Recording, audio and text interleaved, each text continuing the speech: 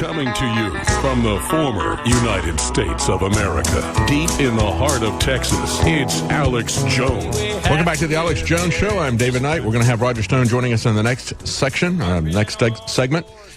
We just heard Rand Paul say war creates refugees. And, of course, in response to that, we've had Russia and China moving troops to the border of North Korea. They're worried that there might be millions of people come across the border if the sanctions continue, if war were to break out. No country can survive massive influx of people like that. As a matter of fact, we see Saudi Arabia and the rich Arab countries say, we don't want the refugees coming in from Syria or from Libya. They won't do it. Well, maybe we'll give you a little bit of money to put them somewhere else.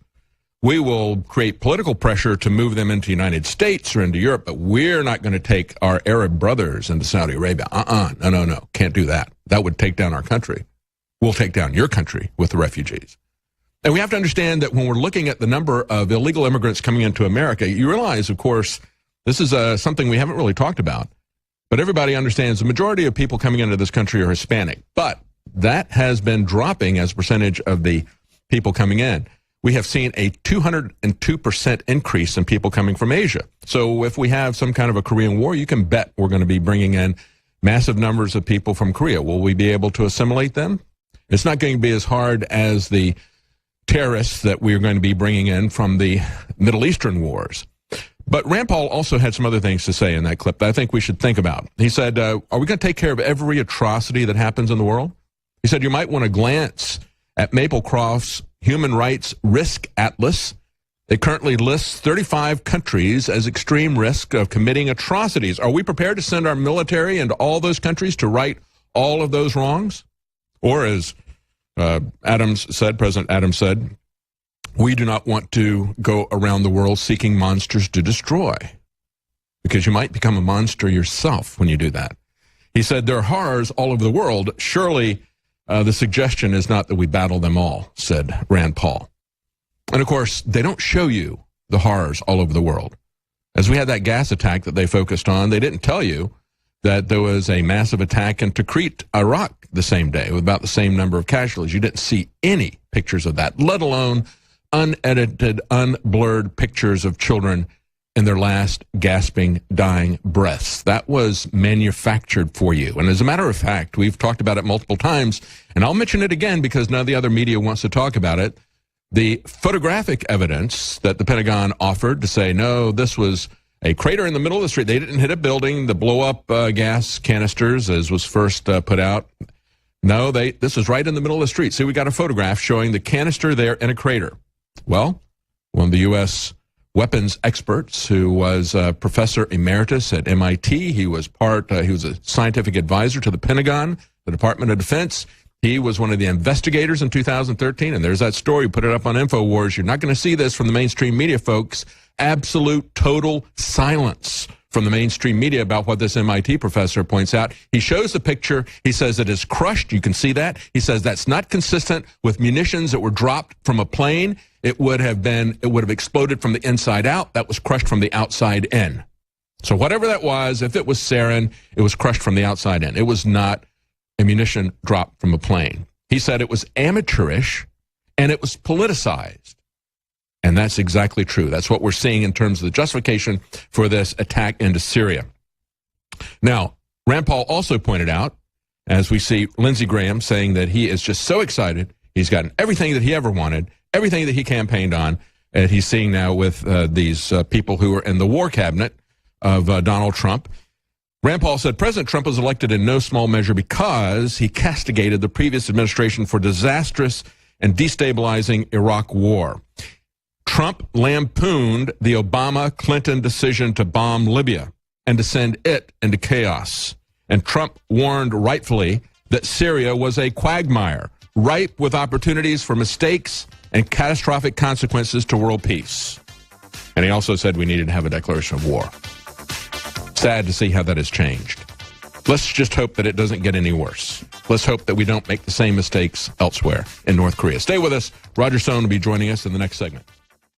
Welcome back to the Alex Jones Show. I'm David Knight, and joining me now is Roger Stone, the man who is featured at the top of the Washington Post today. They're attacking him. First of all, they don't like him because he helped Donald Trump get elected. But now they say that Roger Stone is helping himself. He's selling books. Imagine that, Roger. The Washington Post criticizing somebody for selling information, which is supposed to be the business that they're in, but they're really kind of in the propaganda business. They're fundamentally opposed to the concept of free enterprise. Yeah. I'm not on the government payroll, so I do have to make a living to feed the extensive Stone family. Not only do I have my relatives, my wife's relatives, but an enormous maspuka of cats and dogs. So, a lot of dog food in our house. And a pretty cool car that you just got recently. Yes, I picked up an old 1972 Citroen DS21 station wagon with 72,000 miles on it. I had one of these cars when I lived in Washington. One of the greatest cars ever made. It's an interesting car. Very hard to keep on the road. Very hard to keep on the road because it has a hydraulic fluid-based system of shocks. Mm-hmm. So you have to be both a plumber and a mechanic to keep this on the road. And your average Jim Bob down the street is not going to be able to work on that or find parts if he could. No, ironically, the very best mechanics for these things, David, tend to be Asians because the French were in Indochina. There are a lot of these cars in that part of the world. So, I finally found a Vietnamese mechanic who's a genius, and he's going to help me keep this on the road. And maybe he can get parts flown in from Indonesia. Parts are actually findable. That's the good news. Yeah. That's interesting. You got to have them sent from France, of course. Yeah. Not so bad. That's interesting. Now, one of the things that I think is interesting is as they come after you, and their narrative, of course, the Russians did it and everything. Now they're gradually starting to come out. We have this article from The Hill. Obama thought that Clinton's handling of the email server was, quote, political malpractice. As I said earlier, that's the reason that people hire people like you is to bring these politicians like Hillary Clinton who have spent decades getting away with lying to the public and telling them, you know what, this lie really isn't flying anywhere. Maybe we should be a little bit more candid about what's going on here or try to talk some reason into them. Yeah, no, it's hubris, I guess. When you get away with substantial crimes over a 30, 40-year period, you begin to believe you're bulletproof, that you're invulnerable. Beyond that, of course, Hillary's entire raison d'etre here was, it's my turn. Just give this to me. It's my turn. She didn't even feel she needed to campaign, and she didn't campaign much. Of course, when she did campaign, she had trouble getting a crowd of more than 200 or 300 people. You could read between the enormous crowds that Trump was getting and the dominance at that time on social media of the Trump people. You could see anecdotally, perhaps not scientifically, that the Trump tsunami was coming. The mainstream media didn't see it, but we here at InfoWars saw it, and the folks at Breitbart and Daily Caller and so on. Yeah, it was malpractice, but I think they thought right till the end they could stonewall it, as they say, and get away with it. Yeah. They're still kind of drinking their own Kool-Aid in the sense, so you look at this Georgia election, and as they poured all of these resources, Hollywood personalities, $8.3 million into this small election in Georgia, and volunteers coming from all over the country, moving there to live there, they still couldn't pull it out, even against a divided field of Republicans, as a Republican district. Yes. Still couldn't pull out a 50-point victory, but they're talking as if they got some kind of a victory there. I don't think... I don't know. Do you see that as a victory? Or no, I really don't. In politics, it doesn't matter whether you win by 1 vote or 500,000 votes. Victory is victory and defeat is defeat. We've now had 2 House special elections since the election of Donald Trump, and they have lost both of them. By the way, they spent more resources in terms of raw dollars in both of them that we did. And candidly, about 3 times what the Republicans did. The Republicans came in late. They were focusing all of their resources on this one guy, Ossoff, and the Republicans came in and did like $3 million, which is about a third of what they did, talking about the influence of outside money. Yeah, because they had so many Republican candidates, they didn't focus on anyone. You're right about the fact that the Republicans caught on to all of this late, and they got in late. There was some real concern late among party professionals that I spoke to in the last 2 weeks that we were too focused on Kansas, not focused enough on Georgia, but obviously came out all right. Yeah. So we'll see what happens probably in this next election. The other thing I find interesting here is the Variety cover of Chelsea Clinton. Obviously, if that's the political legacy of the Clintons, I think they're in deep trouble. She's not terribly bright. Personally, people I know who know her, and of course a number of stories, including the New York Post, talk about how epically abusive she is, foul-mouthed, nasty, greedy, very much like her mother. And people who like her people who have met her don't like her. Some discussion of her moving to a suburban New York City district and running for Congress out in Westchester, probably the district, the seat now held by Congresswoman Nita Lowey.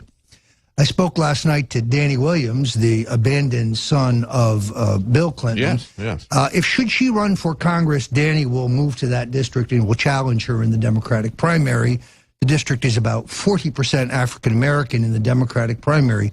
Could be very interesting. Good for him. Good for him. No, he's a fighter. He just only has to get near that district, kind of like Ossoff did, right? Ossoff is not even in his district. So we're to a point now where, as you know, legally, all you got to do is live in the district by the time you're sworn in. You don't even have to live in the district at the time you run, and there's nothing really keeping him in Arkansas other than the upcoming paternity suit that he's going to be filing against the former president, something that should have been done a long time ago.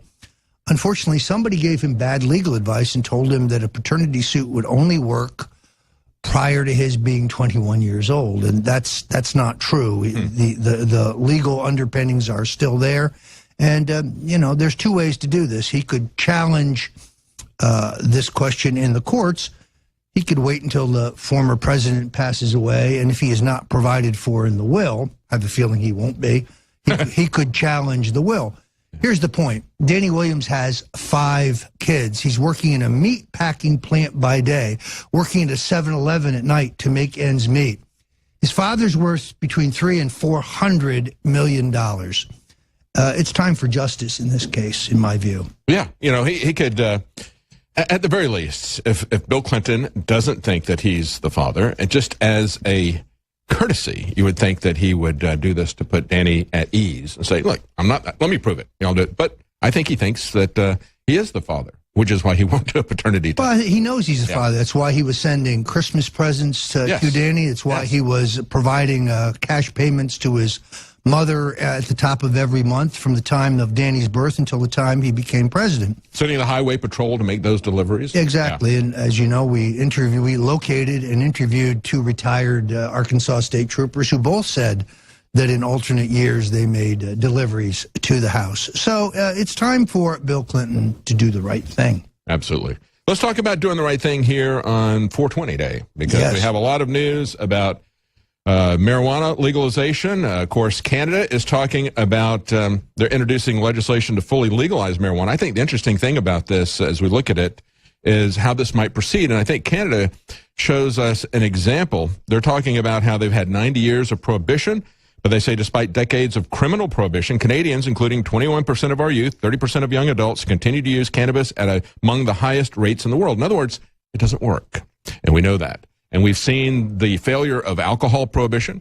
We've seen the success of educating people about tobacco. We've seen tobacco use plummet, mainly because of education. Yes, they have outlawed it in airplanes and restaurants and things like that. I think that should have been handled by the businesses themselves. As a matter of fact, before they outlawed it on airplanes, you might remember there were some small carriers that said we're not going to have any smoking on our flights. And so people could make a market choice about that. You can make a market choice about going to a restaurant or a bar based on whether or not there was smoking there. But other than that, for the most part, they took an educational approach towards tobacco, and it was successful. Prohibition didn't work with alcohol, and it hasn't worked with marijuana or any of these other drugs that they prohibited. But we have had a massive blowback and negative effects in terms of law enforcement abuse, in terms of prisons that have filled up, in terms of civil asset forfeiture and these other things. Look, I think everybody knows that I am that Richard Nixon, the former president, was my mentor. But the war on drugs, I think, is his largest single error, with the possible exception of taking us off the gold standard. The war on drugs has been an expensive, ignominious failure. We're not rehabilitating anyone. We have the enormous cost of housing, entire generation of young African-American men for the nonviolent crime in many states of possession. And I think Donald Trump really started to lead the way in the campaign when he said, look, this is a states' rights issue. Yes. If the states want to legalize marijuana for medicinal purposes, It's up to the states. That's a 10th Amendment approach. That's a constitutional approach. And I think that many libertarian voters, many younger voters in the end voted for Donald Trump based on that assurance.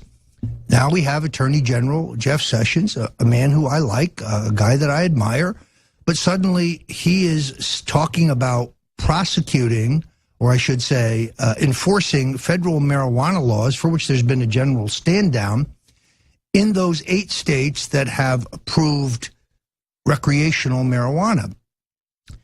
Well, you can't be for states' rights when it comes to transgendered bathrooms, and be for states' rights when it comes to abortion, and be for states' rights when it comes to medicinal marijuana, and now say, well, I'm not for states' rights when it comes to recreational marijuana. The process is identical. In many of these states, it takes more than 60% for it to be approved. I think, in all honesty, Attorney General Sessions is doing a disservice to the president. I think he is pursuing a policy that is inconsistent with what the president said during the campaign. I'm going to be working with a fellow named Derek Kitts, putting together a coalition in the 8 states that provide for recreational marijuana to persuade the president that they're headed in the wrong direction on this issue. Absolutely, I agree with you. We'll talk a little bit more about this when we come back. Stay with us. I'm David Knight. We were talking to Roger Stone. We'll be right back. Welcome back to the Alex Jones Show. I'm David Knight with Roger Stone. We're going to talk a little bit more about prohibition, because today is 420 Day. A lot of people across the country are celebrating marijuana use. If that's your thing, I don't want to lock you up. It's not my thing. I don't use marijuana. I don't use alcohol. It's my choice. But I don't want to beat, imprison people, and I don't want to pay for them to be imprisoned. I don't want to pay for families to be separated. And I don't want to have a system that encourages our law enforcement to act like thieves in order to fund their purchases with civil asset forfeiture. So I don't want to see that kind of thing happening. I'm against that on a legal basis, on a pragmatic basis, and quite frankly, it just doesn't work if you want to look at it from a pragmatic basis. Before we get back to that, and I want to talk to you, Roger, about your the documentary that Netflix did on you that's going to be premiering this weekend. I want to get you to tell people about that. I think it's kind of interesting. They've followed you around for a very long time with that. But before we do, real quickly, we have extended our Mega Easter specials at InfoWarsStore.com. You'll see a wide variety of products available there at 25 to 30% off. 25% off things like Super Male, Super Female Vitality, Survival Shield X2 Nascent Iodine, 25% off. Secret 12, our vitamin B12 formulation that you can take sublingually. You just put a couple of drops under your tongue instead of having to take an injection. You get the same benefit. That's Secret 12, vitamin B12. And all those are 25% off. And we have 30% off Brain Force. Take a look at the specials that we have there. We've extended it for people by popular demand, and we do appreciate you standing with us. It is getting increasingly difficult for us to fund the operation because of the pushback by Google trying to censor our newsletter, our news that goes out. If you try to forward that on social media or try to find it on Google search engines, and also trying to keep us from putting our ads on other people's sites or accepting ads onto our site. So they're coming at us in every possible direction. So we really do appreciate you supporting us, and you can go to InfoWarsStore.com. Help yourself, help us with those fine products now available at 25 to 30% off. Now, Roger, I see that your documentary, the documentary about you that's being done by Netflix, they followed you around for how long did they follow you around? 5 years. This was 5 years in the making. There's a kind of a bite there of the trailer. Now, I've only seen the trailer. I haven't seen the full documentary, but it debuts. The premiere is at the Tribeca Film Festival this Sunday. Then there'll be 4 showings in New York City next week. Then it will be available to Netflix subscribers in May 12th. Yeah, it's entitled "Get Me, Roger Stone." There was a secret showing for the press last night where I had a couple quislings who tell me that it's pretty balanced, that it's pretty good. So I'm pretty excited. Good. I'm interested in seeing it. But yeah, they're following you around for 5 years. You must be suffering from empty nest syndrome, not having a film crew. Well, this started when 3 college students approached me, and these guys looked like they were in ZZ Top. I mean, they lived in Williamsburg. They were hipsters. And they said, we want to make this documentary about you. And I said, well, what do you need from me? They said, we just need your cooperation. And we need you to agree not to do any other documentary in this period while we make ours. Seemed reasonable. I asked them about their budget. They said, well, we think we could do this for $125,000. And I said, well, how much of that do you have? Well, we don't have any of it, they said, but we're confident that we can raise it. So then what would happen is they would raise a small amount of money. They would come, we'd do some intensive interviews. Then they would disappear for 6 months. Then they would come back, raise a little more money. We'd do a little more. Now, politics changed dramatically in those 5 years. The rise of Donald Trump, the extraordinarily historic outcome of last year's election. So during this 5-year period, the focus of the documentary changed dramatically. The president, to my great relief and gratitude, agreed to be interviewed for the documentary, as did many other, office holders and journalists and others that I had come across in my lifetime. It does kind of hurt my feelings that they interviewed the late Senator Arlen Specter for the documentary, but I think he ended up on the cutting room floor. Oh. I'm anxious to see it, and I think it's going to be a lot of fun. Well, it's kind of interesting that this would stretch out over a 5-year period, because that gives it a very interesting perspective. Like you talk about everything changing so much over that period of time, but you don't usually have films or documentaries that stretch out over that length of time. What was it? Linklater did that film with his actors over a 12-year period. Yes. But this is a 5-year documentary. That's going to be pretty cool. I'm looking forward to see that. Stay with us. We're going to take a quick break, and I'll be right back. David Knight with Roger Stone, and we're going to talk a little bit more about the politics of legalization. We'll be right back. Welcome back to the Alex Jones Show. I'm David Knight with Roger Stone. I'm going to get back and look at the comments being made by various members of the administration about marijuana laws. We've got the Attorney General, we've got Homeland Security, we've got the new drug czar, Tom Marino, all of them making very interesting comments on this this week, where we're celebrating, many people are celebrating the use of marijuana on 420. Before we get to that, real quickly, another side issue here, Roger, I want to get your comments on. We've got a story that just went up on Infowars.com. Nigel Farage says he's considering running as prime minister, because we've had these special elections called by Prime Minister May, saying that she wants to consolidate. There's a lot of division within the government as to how they're going to move forward on Brexit. So this is starting to turn into a Brexit referendum. And, of course, nobody would be better suited for that than Nigel Farage. What do you think? I just don't. The problem, of course, is you don't run for prime minister. Your party runs candidates for local constituencies, That's and true. if you win a majority, then the party caucus chooses the prime minister, who's almost always the already selected party leader. I like Nigel Farage. He's a friend of mine, but I don't know how he would fare in what is a very insider system. Now, So even if you, exactly, that's right. Like you said, they don't have a direct election of prime minister. He would have to have a majority of UKIP people, Right. and they would have to win a seat, and then they would pick him as their prime minister. now, maybe you could run for your local seat, making it clear that if I am elected, I would support Nigel Farage for prime minister, but that even that would be antithetical to their current system, that these decisions are usually made after the election. People vote for the party more than they vote for the person at the constituency level, understanding that if the party wins, the party leader, who is well known, would become the PM. And we saw that happen when Theresa May became prime minister. They had a succession of people that everybody thought was going to be prime minister. Boris Johnson was going to be there. They thought other people were going to be selected as a prime minister. They were one by one taken out of the running, and she wound up being the prime minister. So even if your party is in the majority, the person that appears to be the leader at a given time doesn't necessarily ascend to that post. Yeah, exactly. True. Okay, let's go to a comment that Homeland Security Secretary Kelly said. Now, he had gone on a Sunday show on NBC News. He told Chuck Todd that, quote, marijuana is not a factor in the drug war. Then he felt that he needed to strengthen this position. There's a lot of blowback, evidently, within the administration or politically. So he came back with this statement. Let me be clear about marijuana. It is a potentially dangerous gateway drug that frequently leads to the use of harder drugs. Additionally, science tells us it is not only psychologically addictive, but can have profound negative impacts on the still developing minds of teens and people up into their mid-20s.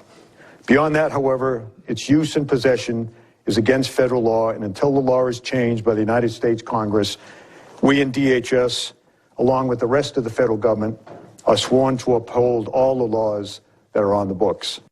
So there we go. That's his Reefer Madness reply. Wow. What planet does this gentleman live on? First of all, marijuana is not a gateway drug. This has been disproved. No one believes that. I mean, David, one puff and you're immediately a heroin addict.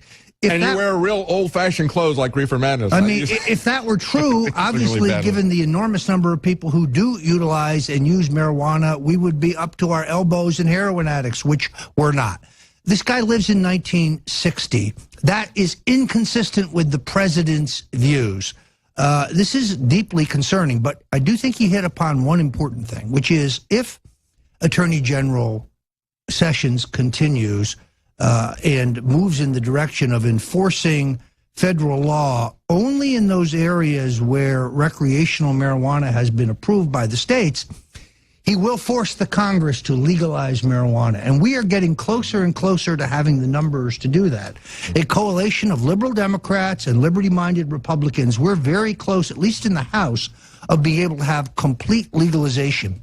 You know, that will be the results of draconian crackdown and enforcement of the current law. And by the way, under a Justice Department memo, we are standing down currently on the enforcement of that law. Perhaps the Secretary's unaware of that. You know, Ulysses Grant said the best way to get rid of a bad law is to rigorously enforce it. Yes. And that's exactly what you're talking about doing here. You know, it's interesting because in the years that I've been talking about this, because I'm concerned about prohibition, and there's an organization called Law Enforcement Against Prohibition. Yes. Jim Gierach, I've interviewed him multiple times, and he educated me about the origins of the drug war. In 1971, Richard Nixon declared war on drugs. He had his 4 schedules. He had all the drugs that were in those schedules. That, however, was a UN agenda. It had been enacted in 1961, and we now see that UN agenda applied globally. And it was the UN that started making the most noise when we first had these states say we're going to decriminalize marijuana, we're going to move beyond medical marijuana to decriminalization. It was the UN that was making the most noise about that. So conservatives need to understand that. And I think they also need to understand that this is not something that they really have a legal basis for. If we go back and we look at alcohol prohibition, Roger, we got only 20-some-odd amendments to the Constitution, including the Bill of Rights, the 10 that are in there, and a couple of those have to do with prohibition. Why were those there? They maintain that they have a right at the federal government to regulate this because of the Commerce Clause, and yet the Commerce Clause was there before they had the constitutional amendment for prohibition of alcohol. So clearly, nobody in America believed that the Commerce Clause gave them the power to regulate that at the time. It didn't. And now we have a situation where they completely ignore the 10th Amendment. I mean, after the Commerce Clause was written, they had the 10th Amendment, the 9th and 10th Amendment, to make sure that the government wasn't going to grow out of its box that they had put it in with the Constitution. That was the view of the founders. But they have now gone to the position that everything is prohibited, and that includes prescription drugs, or the DEA. Doing this, and you have all these different agencies, the FDA, the DEA, all telling us what types of drugs we can take. Everything is prohibited, even if you're dying from cancer. You can't take an experimental drug unless the FDA gives you permission to do that. So everything is prohibited unless they expressly permit it. It's an exact inversion of everything the Constitution was based on, and they have usurped this power. It's very disturbing to me to hear the Attorney General say, good people don't use marijuana. No, Mr. Attorney General, sick people use marijuana. Yeah. Why does the federal government hold the patent on artificial THC if it has no medical value? The fact is the NIH studies of marijuana have systematically been flawed either by the dosages or the period. So those studies that are showing no medicinal value are rigged. They're rigged to show that. Anecdotally, however, you have millions and millions of Americans who have found relief from a number of maladies through the use of marijuana. I say go with the people, not the NIH studies, which have been rigged from the beginning. Yeah, yeah. I think the other thing, too, Roger, is as we see the government ignore the Constitution and exceed the boundaries, we have seen them add things going after, during the Reagan administration, they decided to go after the end user heavily. So we had mandatory minimums, we had civil asset forfeiture. And now, as I mentioned earlier in the program, we've got all these different alphabet agencies like the EPA or the FAA saying, we're going to go out and we're going to hammer you with stuff. You don't have the presumption of innocence. We're going to take your property. You're going to have to sue us. And they're going down the same line of civil asset forfeiture. We've got a bill in Arizona that the governor has just signed for asset forfeiture reform. Now, it doesn't say that they have to charge you with a crime. It doesn't say that they have to convict you. That's why they call it civil. And what they did and called this reform, they said that it has to go from a preponderance of evidence to say that your property was somehow involved with drugs. Your property, your inanimate object, was somehow involved with drugs. So they had a preponderance standard. Now they've changed that to clear and convincing evidence. Why don't they go to the Sixth Amendment and say, we're going to have a conviction of this before we're going to take your property? That's the really bad thing. And the fact that they can steal it, you have to sue them in court, and most people don't have the money to do that. Yeah, you know, I'm not a medical doctor. I'm a political operative and therefore perhaps a political scientist. And I can tell you that if the administration, you know, essentially turns back the clock and we begin vigorous enforcement of marijuana, after the assurances of candidate Trump that he was a states' rights man on this issue, you will fracture the Trump coalition. You will shear off younger voters and libertarian-oriented voters, and this will be the end of Trumpism. I'm not sure the folks in Washington understand the political implications, never mind the medical and legal implications, but the political implications of what they're doing. Yeah, I think you're exactly right. I want to look at one more thing. And, of course, we've got the Attorney General. You just heard the Homeland Security Secretary come out and say, you know, give his reefer madness speech. But I want you to hear what the drug czar had to say. And think about the fact that we're proud of calling somebody a drug czar. To me, I have always choked on that word. Why we would ever have anybody in government that we would proudly call a czar. Yes. We're talking about them dictating policy to us, and these are people that we didn't vote for. So these are unelected dictators that we have here. You know, as Jefferson said, we did not set this government up to have an elected dictatorship. Well, yeah, now we've got not just an elected dictator, but that they're pushing for by giving powers to the president and signing off on executive orders to the nth degree as they did with Obama. But now we've got a drug czar, and this is what this drug czar says. This is Tom Marino. He's a former representative from Pennsylvania, and he is the drug czar. He is a rabid hardliner, as Free Thought points out. And he has said that non-violent drug offenders should be placed in a hospital/prison. Let me read you the full quote that he has here. One treatment option I have advocated for years would be placing non-dealer, non-violent drug abusers in a secured hospital-type setting under constant care of health professionals. Once the person agrees to plead guilty to possession, he or she will be placed in an intensive treatment program until experts determine they should be released under intense supervision. This is taking civil asset forfeiture, where they confiscate your property without charging you with a crime, giving you a trial, convicting you. This is now where they confiscate you and they put you in a mental hospital. Maybe that's why they should call him a drug czar, because now we're getting to these Stalinist policies where they put people in mental hospitals until they can get them to turn around and do what they want to do, which is to confess to being a drug possessor. This is extraordinary. I'm unfamiliar with Mr. Marino. I'm unfamiliar with his appointment. I have to question whether the president even knows that these are his views. For example, we have appointed a fellow, I believe his name is Epstein, although I'm not certain of that, as the head of the FDA, who is a mandatory vaxxer. I doubt the president is aware of his views. I know how this works. Reince Priebus comes in and he says, Mr. President, here's 15 appointments. Sign here. They're all qualified. These are good people. Yeah. And he signs. That's right. That's a mistake. Yeah, you don't have time to vet all these. So even the top positions in all of these different bureaucracies, you don't have time to go through and look at all. You'll look at the Supreme Court appointment or something, but sure, you're not going to have the time to take a look at all these people who are going to be all the way down the bureaucracies of the drug prohibition machine. Now, in this case, Mr. Marino is on to something, which is that drug abuse should be treated as a public health problem, not a criminal problem. He's absolutely right. People need to be put into treatment who need help, but not on a mandatory incarcerated basis. Not a hospital/prison. Yes. So, there's a seed of a germ of a good idea here, but this is draconian, and this is the kind of thing that will get Donald Trump beat, in my opinion. Yeah, absolutely. Let's switch the topic here to maybe the Export-Import Bank. This is something that has come up, and of course, we just had an article yesterday by Jerome Corsi talking about Senator Bob Corker, who he makes a case in a very long, lengthy article, a lot of documentation, how he has profited from Obamacare, from other insider trading, as so many people in both the Republican and Democrat parties have profited from insider trading. When they got caught on it, of course, they put in the Stock Act until everybody lost interest, and then they gutted that, so it was no longer there. But Congress can profit from insider trading intensely.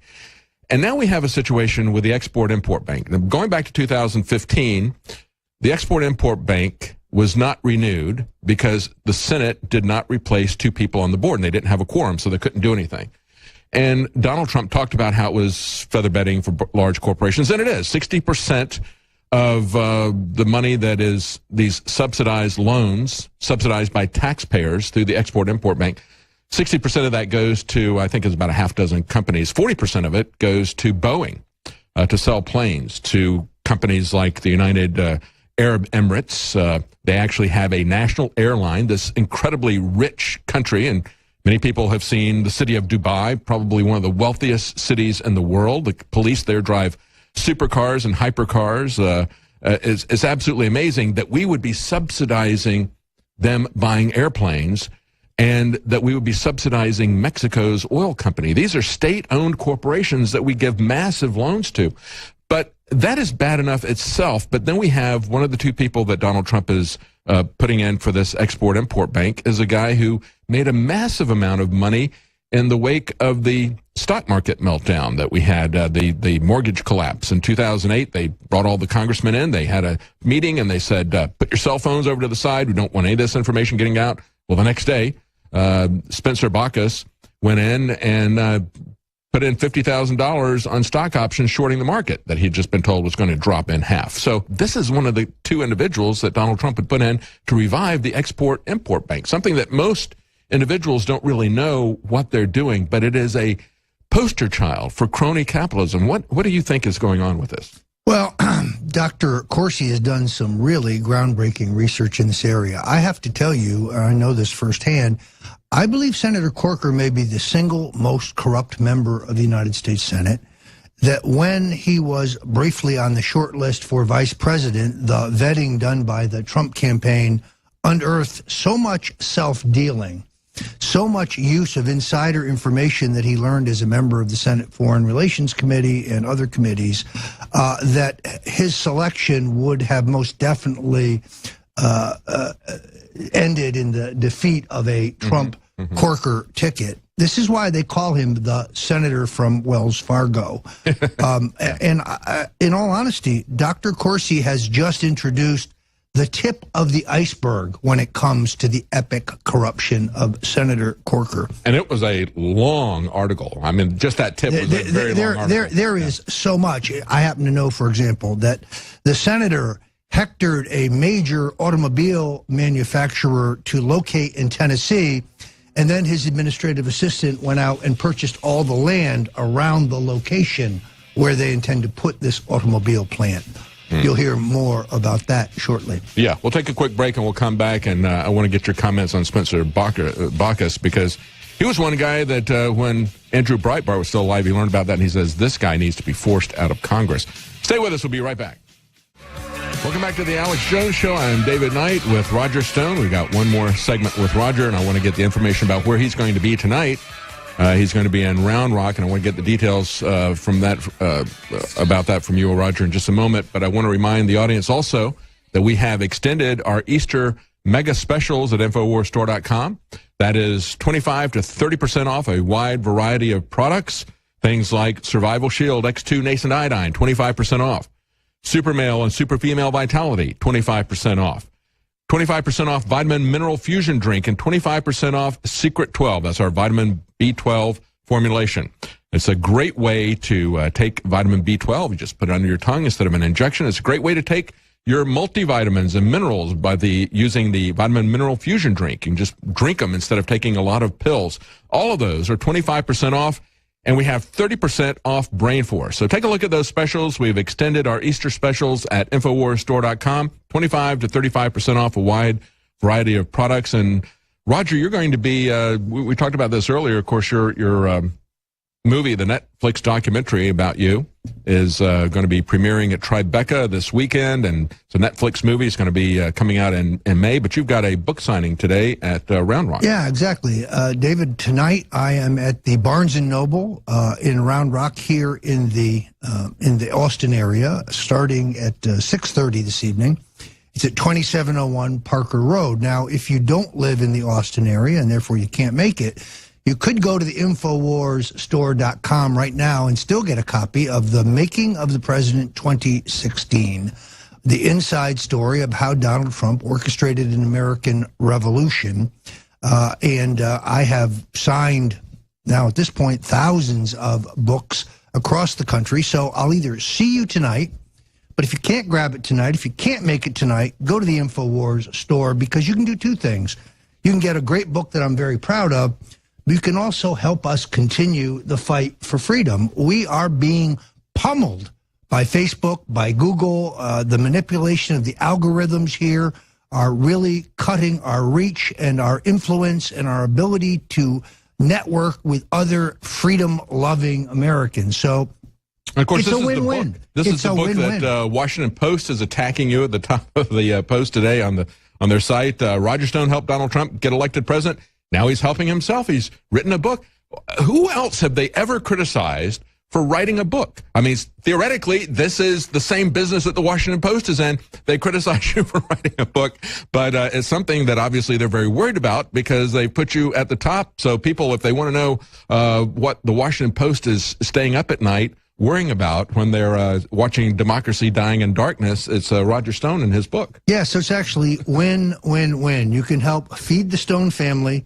You can help strengthen InfoWars and the movement for freedom, and you can enjoy a great book that I think really will give you the inside story about how InfoWars and Breitbart and the Daily Caller and Town Hall and so many others were the vibrant, robust alternative media that opened the door to Donald Trump's election. Yeah. And I'm really anxious to see that documentary about you, as you point out. 5 years in the making. So that's going to be a very interesting long-term perspective about what's been happening in politics for the last 5 years, because you've been at the heart of all that. Of course, you've got a couple of websites. Tell us about your websites, Sure. Stone Cold Truth. Absolutely. You can go to stonecoldtruth.com to keep up with my doings. You can go to stonezone.com, which is more archival and historic. And then I would also urge you go to chargehillary.com. You know, the president gave a terrific interview with Maria Bartiromo of Fox Business News the other day. And very clearly, the prosecution of Hillary Clinton is back on the table. You see, David, no person is above the law. Yeah, absolutely. Yeah, we need to make sure that happens. That's the key. We have to support the rule of law. That's one of the reasons why I object to drug prohibition. Stay with us. When we come back, we're going to be joined by Leanne McAdoo.